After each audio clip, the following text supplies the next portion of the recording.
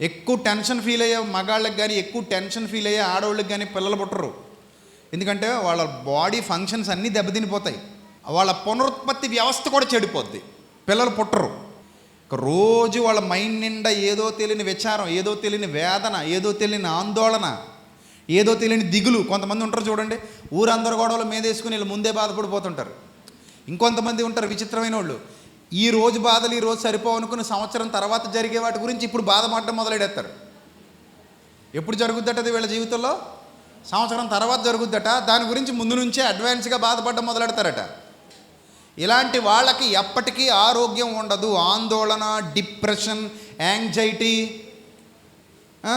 దుఃఖం, కోపం ఇవన్నీ కూడా అనారోగ్యకారకాలు. అంటే విషాన్ని ఎక్కడి నుంచి సృష్టిస్తున్నాం? మనలో నుండే సృష్టిస్తున్నాం. అని కొంతమందికి నిద్ర పట్టదు. ఎందుకు నిద్ర పట్టట్లేదు? మెంటల్ టెన్షన్ అండి అంటాడు. ఏ టెన్షన్ అట? మెంటల్ టెన్షన్ అట. కొంతమంది అప్పుల మీద అప్పులు చేసుకుంటూ పోతారు, దొరికిన దగ్గర వాడేసుకుంటారు. ఇప్పుడు తీర్చడానికి ఏ టెన్షను? Mental tension.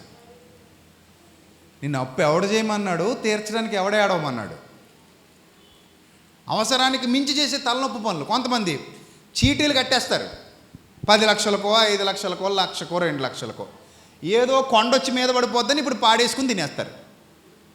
ఇప్పుడు చీటీ పాట పాడేసామంటే ₹1,00,000 తెచ్చేసుకుంటావు. నువ్వు 5,000 కట్టినా 10,000 కట్టినా నీ మీద నమ్మకం ఉంటే పాట ఇచ్చేస్తాడు. కానీ నువ్వు కట్టాల్సింది ఇంకా ఎంత ఉంది? ఇంకా 90,000 ఉంది. 10,000 కట్టి పాట తెచ్చేసుకుంటే మరి ఇంకా 90,000 కట్టాలి. ఎక్కడి నుంచి కడతావు? కొంతమంది ఇందులోనే కడుతుంటారు. ఇప్పుడు వాడు నీకు 90,000 ఇవ్వడుగా కట్టడానికి, అందులో పాట నష్టం అని చెప్పి కొంత కత్తిరించుకొని మిగిలిన డబ్బు ఇస్తాడు. ఈ కత్తిరించిందే వడ్డీ. మరి అది ఎక్కడి నుంచి తెస్తావు? సో ఇంకో చోట అప్పు తెస్తారు.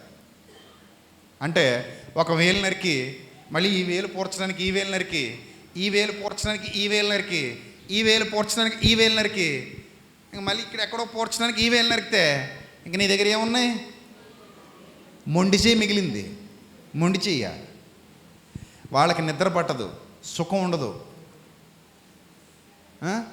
ఇంకొంతమంది చేతిలో రూపాయి ఉండదు, ఇల్లు కట్టడం మొదలెట్టేస్తాడు. ఉన్న ఇల్లు ముందే పడగొట్టేస్తాడు. ఉన్న ఇల్లు పడగొట్టేసాడు. పడగొట్టేసి ఏం మొదలెట్టాడు? ఇల్లు కట్టడం మొదలెట్టాడు. పునాది వేసేస్తాడు చక్కగా. అందులో కుక్కలు వచ్చి ఏదో చేసి వెళ్తుంటాయి. ఇంకా ఎన్ని సంవత్సరాలైనా కుక్కలే పడుకుంటుంటాయి అక్కడ. వీడు కట్టడు. ఇంకా ఎందుకు కట్టడు? చేతిలో చిల్లిగా ఉండదు. సరదాకి ఉన్న పాతిళ్ళు ఇప్పేశాడు. ఇప్పుడు ఎక్కడికి వెళ్తాడు? మళ్ళీ రెంట్కి వెళ్తాడు. వాళ్ళకి పరిస్థితి ఇంకా టెన్షన్, బాధ, దుఃఖం, సంతోషం ఉండదు. తొందరగా పోతారు. ఇలాంటి వాళ్ళందరూ తొందరగానే పోతారు.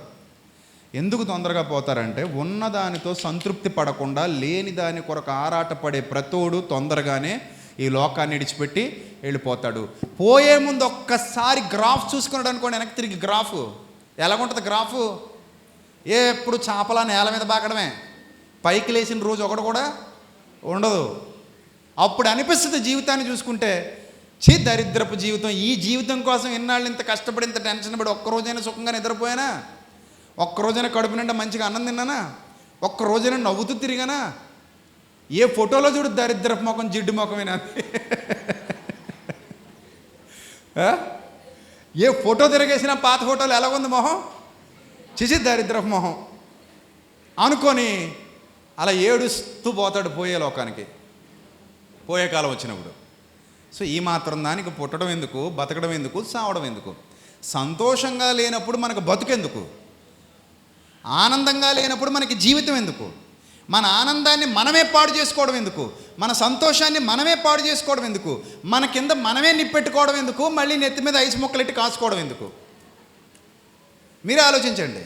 అంటే నిప్పు పెట్టుకునేది మనమే, ఐసు ముక్కలతో కాసుకునేది మనమే. ఇలాంటి జీవితం ఉన్నా ఒకటే, లేకపోయినా ఒకటే. అలాంటి జీవితాలు ఉన్నాయి ఈరోజు చాలామందికి. సో ఇప్పుడు ప్రభు మనకి ఏం చెప్తున్నారంటే, ఒక టాప్ సీక్రెట్, మీరు లైఫ్లో ఏదైతే నన్ను అడిగారో నా చిత్తానుసారంగా, మళ్ళీ నా చిత్త వ్యతిరేకంగా అయితే నేను ఇవ్వను, ఆ సంగతి మీకు కూడా తెలుసు. రూల్ నెంబర్ 2, నా భక్తుడు కాకపోతే నేను అసలు నీ మనవినే వినను. రూల్ నెంబర్ 2, ఇది కూడా మీకు బాగా తెలుసు. ఈ రెండు మీరు అధిగమించిన పిల్లలైతే మీరు ఏమడిగినా అది నా చిత్తానుసారంగా మీరు అడగండి, నేను మీకు ఇస్తాను. అయితే అది విశ్వాస సంబంధమైనదై ఉండాలి, ఆత్మ సంబంధంగా ఉండాలి, రాబోవు లోకానికి నీకు ఉపయోగపడేదై ఉండాలి తప్ప రాబోవు లోకానికి నేను నెలకొండ అడ్డుకునేదై ఉండకూడదు. మళ్ళీ అదొక పాయింట్ ఉంది. ఇప్పుడు అవసరం లేని మనకెందుకండి?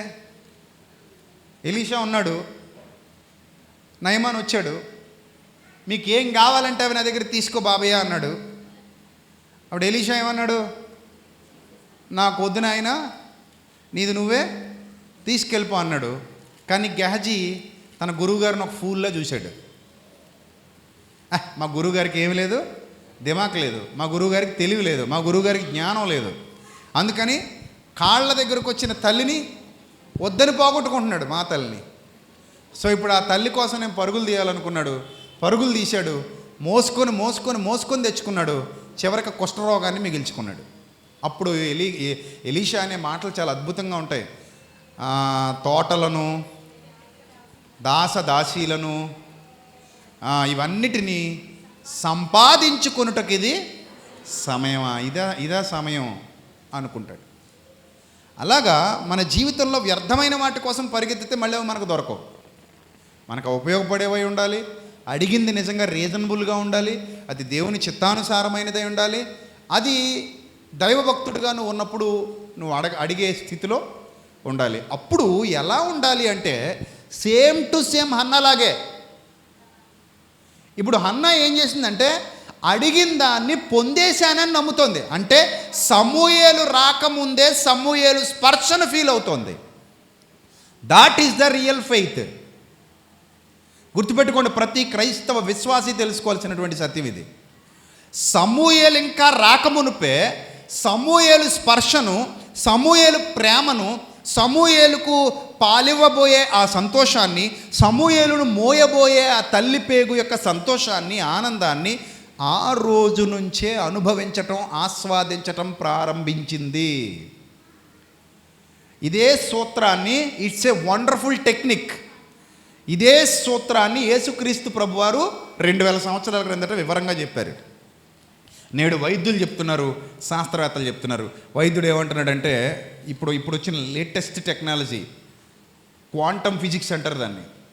ఈ క్వాంటమ్ టెక్నాలజీలో, క్వాంటమ్ ఫిజిక్స్లో వాళ్ళు చెప్పేది ఏంటంటే వైబ్రేషనల్ థియరీ, మీకు ఒక వ్యాధి వచ్చేస్తే ఇంకా నాకు తగ్గదు, నేను చచ్చిపోతాను, ఇంక నేను అయిపోయినట్టే అనే విధమైన వైబ్రేషన్స్ మీలోనికి రానివ్వకండి. ఒకవేళ వస్తే నిజంగానే మీరు ఏమైపోతారు? చచ్చిపోతారు. కరోనాలో చచ్చిపోయిన వాళ్ళందరూ ఈ థియరీ ప్రకారమే చచ్చిపోయారు. ఏ థియరీ? ఇప్పుడు నేను చెప్పిన థియరీయే. ఎలా అంటే నాకు కరోనా వచ్చేసింది, టీవీలో రోజు శవాలు గుట్టలు గుట్టలు గుట్టలు గుట్టలని చూపిస్తున్నాడు. ఏ న్యూస్ మీడియాలో కూడా ఇంతమంది బతికారు, ఇంతమంది బతికారు, ఇంతమంది బతికారు, ఇంతమంది బతికారని చెప్పట్లేదు. మరి అందరూ ఏ మీడియా చూసినా ఎవరి గురించి చెప్తున్నారు? బతికినోళ్ళ గురించా, చచ్చినోళ్ళ గురించా? ఏ బతికినోళ్ళ గురించి ఎందుకు చెప్పలేదు? బతికినోళ్ళ గురించి చెప్తే న్యూస్లో దమ్ము ఉండదు, న్యూస్లో కిక్ ఉండదు. మరి ఎవరి గురించి చెప్పాలి? చచ్చినోళ్ళ గురించి చెప్తేనే మనకు కూడా కళ్ళు అలా పెద్దవి చేసుకొని ఎంతమంది వచ్చారండి, ఏమంటే మీ మట్టుకు మీరు చూడండి, ఈరోజు ఎంతమంది పోయారా అని అడిగారు, ఆరాధీశారు తప్ప ఎంతమంది బతికారని ఎప్పుడైనా ఆరాధీశారా? ఏ మనకు కూడా దరిద్రమే కావాలి, యథా రాజా తథా ప్రజ అని. మనకు కూడా ఏం కావాలి? మనకి చీకటి కావాలి, నెగిటివ్ థాట్స్ కావాలి, నెగిటివ్ వార్తలు కావాలి. అర్థమైందా? ఎవడో కొట్టాడంటే యూట్యూబ్లో వెంటనే ఓపెన్ చేస్తారు మీరు. చక్కటి వాక్యం బోధిస్తున్నాడంటే ఎల్లవయ్య బాబు అనుకుంటాడు. పలానావాడి కౌంటర్ ఇచ్చారట, టక్మని ఓపెన్ చేస్తారు మీరు. పలానావాడు ఏదో చక్కటి అధ్యాయాన్ని గురించి వివరించాడంటే ఎల్లవయ్య బాబు అధ్యాయాలు అప్పుడు ఎవడంటాడు. నువ్వు ఎవరికైనా కౌంటర్లు మేము చూస్తాం, నువ్వు ఎవరికైనా డిబేట్లు పెట్టు మేము చూస్తాం, నువ్వు ఎవరితో గొడవలు పడు మేము చూస్తాం, మీరు కొట్టు చావండి మేము వేడుకు చూస్తాం, మీరు వాక్యాలు చెప్పండి మేము వినం, మాకు అంత ఇంట్రెస్ట్ లేదు. సో మెల్లిమెల్లిగా మనం కూడా దేనికి కనెక్ట్ అయిపోయామంటే దేనికి కనెక్ట్ అయిపోయాం? నెగిటివ్ వార్తలకి. సమంత నాగ చైతన్య అన్యోన్యంగా ఉన్నారు, ఎవడు చూడ్డు, అస్సలు ఎక్కదు. మరి ఏది ఎక్కుతుంది? బ్రేకింగ్ న్యూస్, షాకింగ్ న్యూస్, గుండె గుబేలైపోయే న్యూస్. మెంటల్ హాస్పిటల్కి వెళ్ళిపోయే న్యూస్. ఏం న్యూస్ అది? సమంత నాగ చైతన్య బ్రేకప్, విడాకులు తీసేసుకున్నారట. అవునా? ఏంటట కారణం? ఏంటి కారణం? మాకు చెప్పకుండా ఎలాగా? మాకు చెప్పి తీసుకోవాలి కదా వీళ్ళు. అయ్యో ఒక మాట అయినా చెప్పండి. అయ్యో ఒక మాట అయినా మాకు చెప్పకుండా తీసేసుకోవడం ఏంటి ఇదంతా అని కంగారు అయిపోయి ఆ న్యూస్ ఓపెన్ చేసి మరీ చూసేస్తారు కదా. అంటే మనకేం కావాలి చెప్పండి? మన గుండెను బ్రేక్ చేసేసే బ్రేకింగ్ న్యూస్లు కావాలి. మన మెదడుని షాకులు గురి చేసే, రేపొద్దున కరెంటు షాకులు పెట్టించుకునే షాకింగ్ న్యూస్లు కావాలి. అంతే తప్ప ఆరోగ్యంగా బ్రతికే న్యూస్లు మన ఎవరికి అక్కర్లేదు. ఇది నిజమా కాదు చెప్పండి? ఆరోగ్యంగా బ్రతికే వార్తలు వింటున్నాం మనం. ఆరోగ్యాన్ని పాడు చేసే న్యూస్లకే ఎక్కువ ఇష్టపడుతున్నాం. అందుకే కరోనాలో చాలామంది చచ్చిపోయారు. ఈ చావు వార్తలు విని విని విని వాళ్ళు ఏమనుకున్నారంటే, నాకు కరోనా వస్తే నేను ఖచ్చితంగా ఏమైపోతాను, చచ్చిపోతాను అని ఫిక్స్ అయిపోయారు. ఫిక్స్ అయిపోయిన వాళ్ళలో చాలామంది చచ్చిపోయారు. చివరికి కొంతమంది హాస్పిటల్ దాకా వెళ్ళేసరికి పక్క బెడ్లో పేషెంట్ పోయాడు అనుకోండి, ఇంకా నెక్స్ట్ ఎవరు? నేనే. నా పక్కన ఉన్న ఆల్రెడీ మోసిపోయారు, ఇంకా ఎవరు? నెక్స్ట్ ఎవరు? నేనే. అప్పటి వరకు మామూలుగా ఉన్న హార్ట్ బీటు ఒక 110కి 120కి 130కి వెళ్ళిపోతుంటుంది. అప్పటి వరకు నార్మల్గా 120/80 ఉన్న బీపీ 140 150కి ఎక్కిపోద్ది. మరి చావకపోతే ఏం చేస్తారు? అన్నిటికంటే ప్రమాదకరమైంది భయం. దాన్ని మించిన దరిద్రం ఇంకోటి లేదు. మరి భయం అన్నా కూడా ఏంటది? That is called a vibration. భయం అన్నా కూడా వైబ్రేషనే. మనలో రాదు మార్పు, లోపల వస్తుంది. నువ్వు భయపడుతుంటే చేతుల్లో చెమటలు పట్టేస్తాయి. నువ్వు భయపడుతుంటే అరికాళ్ళలో చెమటలు పట్టేస్తాయి, వణుకు మొదలవుతుంది. నువ్వు భయపడుతుంటే గొంతంతా తడారిపోద్ది. నీళ్ళు ఎన్ని తాగినా తడి, ఆ పొడి తగ్గదు, ఇంకా నీళ్లు తాగాలనిపిస్తుంటుంది. కడుపులో నుంచి గ్యాస్ ఫామ్ అయిపోద్ది. ఒకటే తేనుపులు వచ్చేస్తూ ఉంటాయి. ఏది తినాలనిపించదు, ఏది తాగాలనిపించదు, ఎవరితోనూ మాట్లాడాలనిపించదు, కాన్షియస్నెస్ ఉండదు. ఒకళ్ళు ఎవరైనా ఏదైనా చెప్తున్నా కూడా నీ లోకంలో నువ్వు ఉంటావు. భయం భయం భయం, ఏదో తెలియని ఆందోళన. ఇదంతా ఎక్కడి నుంచి వచ్చింది? That is called a vibration. ఇదంతా నెగిటివ్ ఫార్మేషన్. ఇదంతా నెగిటివ్ థింకింగ్, ఇదంతా నెగిటివ్ ఫార్మేషన్. ఈ దరిద్రంలోనికి వెళ్ళిపోతున్నాం మనం. మనకు అవసరమా చెప్పండి ఇలాంటి చీకటి సంబంధమైన ఆలోచనలు? ఇలాంటి చీకటి సంబంధమైన బ్రతుకులా మనకు కావాల్సింది? ఇలాంటి చీకటి సంబంధమైన భయాలా మనకు కావాల్సింది? ఇలాంటి చీకటి సంబంధమైన చెడ్డ ఆలోచనలా, చెడ్డ కోపాలా, చెడ్డ ద్వేషాలా? నువ్వు ఎక్కువ ద్వేషిస్తే ఎక్కువగా నీ ఆరోగ్యమే చెడిపోద్ది. నువ్వు ఎవరిని ద్వేషిస్తున్నావో వాడు ఆరోగ్యానికి ఏమవ్వదు. ద్వేషించేవాడు ఆరోగ్యమే పోద్ది ముందు. నీ కిడ్నీలే పోతాయి, నీకే లివర్ సమస్యలు వస్తాయి, నీకే హార్ట్ ప్రాబ్లమ్స్ వస్తాయి. ఇవన్నీ సృష్టించుకునేది మనమే. సో భయం కూడా ఒక వైబ్రేషన్. కాబట్టి నువ్వేది నమ్ముతున్నావో అది నీ జీవితంలోకి ఏమవుతుంది? వచ్చేస్తుంది. రావట్లా? కరోనా టైంలో జరిగింది అదే. నేను బ్రతుకుతాను అనుకుంటే ఏమయ్యాడు? బ్రతుకుతాడు.